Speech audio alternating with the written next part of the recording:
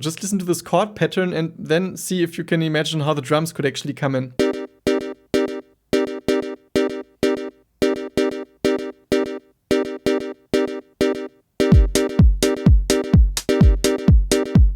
Hi and welcome to this video. My name is Yannis and I want to share 5 rhythm tricks with you that can make your music more exciting, and they are particularly great for song intros when you want to build up some intensity and keep the listener engaged, but also for any time during some arrangement, particularly for transitions or build-ups. For all examples, I'm going to start by simply playing the rhythm so you can listen to it and see how you perceive it before bringing in a second element that clearly defines the groove or the time signature, and then I share with you how it technically works. Here's the first example.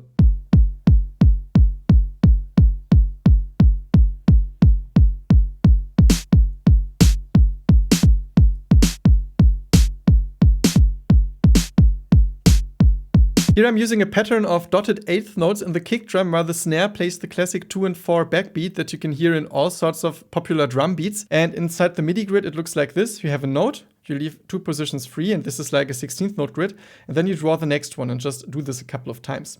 The idea is to create some rhythmical illusion of quarter notes in a faster tempo, because if there's always exactly the same space between those notes and I have to shorten the clip by 1 position for getting there, it sounds like quarter notes in another tempo.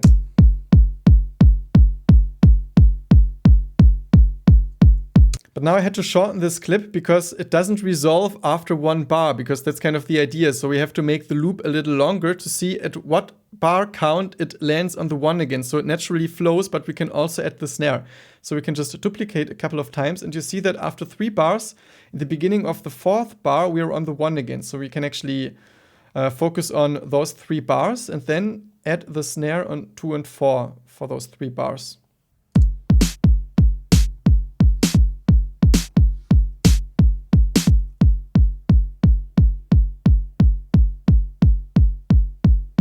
And you can do it with all sorts of different sounds. So for example, here's a chord pattern also over the duration of 3 bars using the exact same rhythmic idea. And if we start without the drums, we again will hear it in some different way.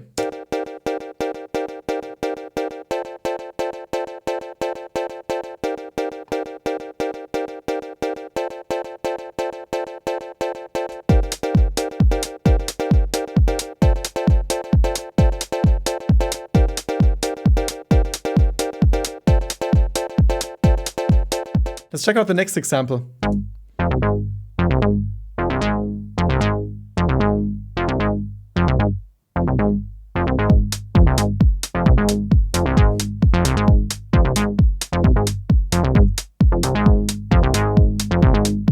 So this one I like a lot. It's kind of a similar concept to the one with the dotted eighth note, just with a more complicated rhythm, because I'm using a group of 7 here.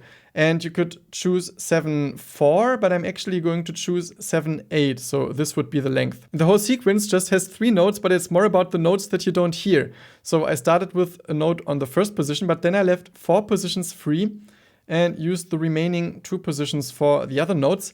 And this gap can be really interesting because, especially at higher tempos with odd numbers such as 7, or could also be 9 or 11, you don't hear exactly where the notes are. So if you only listen to the sequence, you kind of push it into the 4/4 system again, because also I heard it again in the 4/4 system without the drums. And the fun thing is how organic it actually feels to count in 4/4 while listening to the 7/8 sequence. 1, 2, 3, 4, 1, 2, 3, 4, 1, 2, 3, 4. But then again, listen to the beat.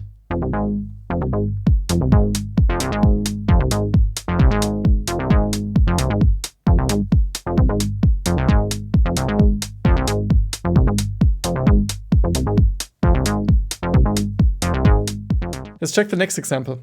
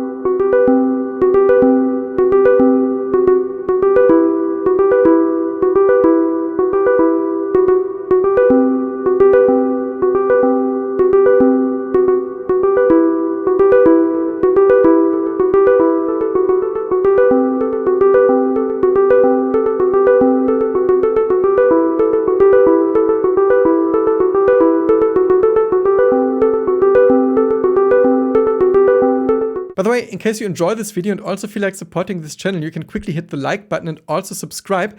And be also known that I have a full class dedicated to rhythm, so you can learn how you can make your music more exciting through rhythm and get some more basic approach on making interesting rhythms. And I'm going to link it down below in the description. As you can see and hear, this technique was a little different because it's more like some ambient sequencing approach that I personally love a lot, because it allows you to create a sequence and to slowly reveal the individual notes, and there's a lot of tension that comes by that, because if you do it per note, and the Nord drum is particularly great for that because you can simply mute individual pads, meaning you mute individual notes, you never really know what's going to happen, and one note has a very different rhythm than the whole sequence. So inside a MIDI grid you can simply mute all notes except from one, and then you have this one note melody that sounds really mysterious and you don't really know where you are.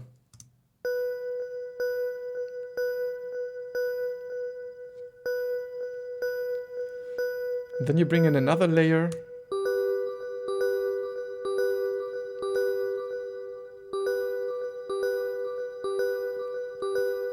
You just continue like that, and sometimes the sequence can sound quite free for a long time, which is also nice. So you're not immediately in the where is the one kind of thing. You almost feel like it's some free-floating sequence, and the more you bring in, the more rhythm you actually add. Alright, next example.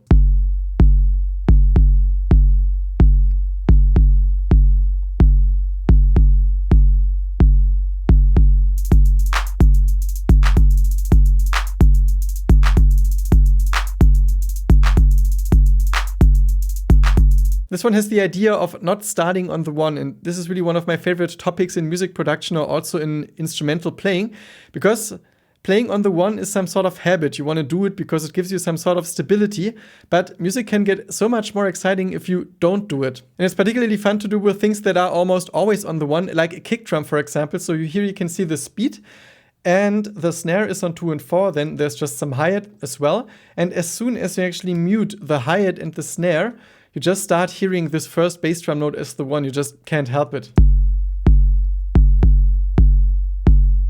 It's like some 1, 2, 3, 1, 2, 3, or 1, 2, 3, 4, 1, 2, 3, 4, 1, 2, 3, 4, 1, 2, 3, but it's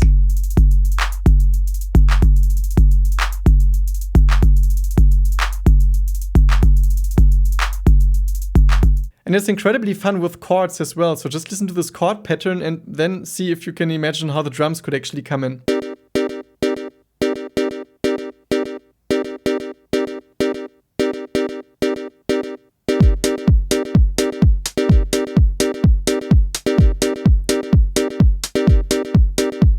So it's a fairly simple pattern. We have like the offbeats, and for the last chord we actually move it to the last 16th note position, but it's already enough for creating a quite strong rhythmic illusion. Let's check out this final example.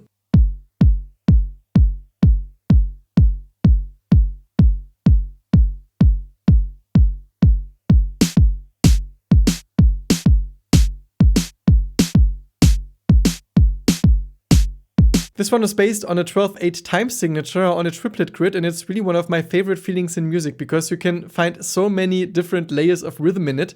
And in order to create beats like that, you need to change your MIDI grid to a triplet grid. Or you can also change the time signature to 12/8, but I prefer the triplet grid and also in 8th notes because this gives us the 12 counts. And the 12/8 time signature is so unique because you can equally divide it into 3 counts, but also into 4 counts. So let's program some kick drum notes. If we do it like this, we have like a 4 on the floor kick drum. But for the snare, for example, we can leave one more position free. So we program the next note here and the next note here. And also we have some equal pattern that in the end sounds like this.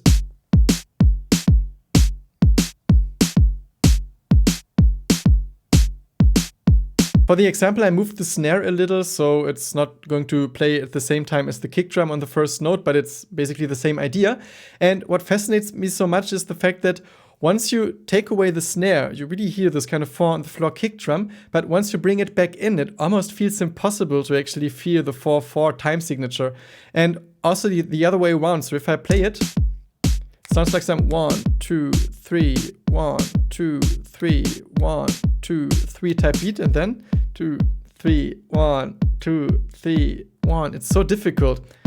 And if we go now into the 4/4 feeling, 2, 3, 4, 1, 2, 3, 4, 1, 2, 3, 4, 1, 2, 3, 4, 1, 2, 3, 4. It's so difficult. And if you want to dig a little deeper into 12/8, I actually made some video. It's already a little older, but I think it still has some good amount of information. I'm going to link it here. And here's another one about making melodies more interesting. Apart from that, I wish you lots of inspiration with whatever it is that you create and hope to see you soon again at this channel.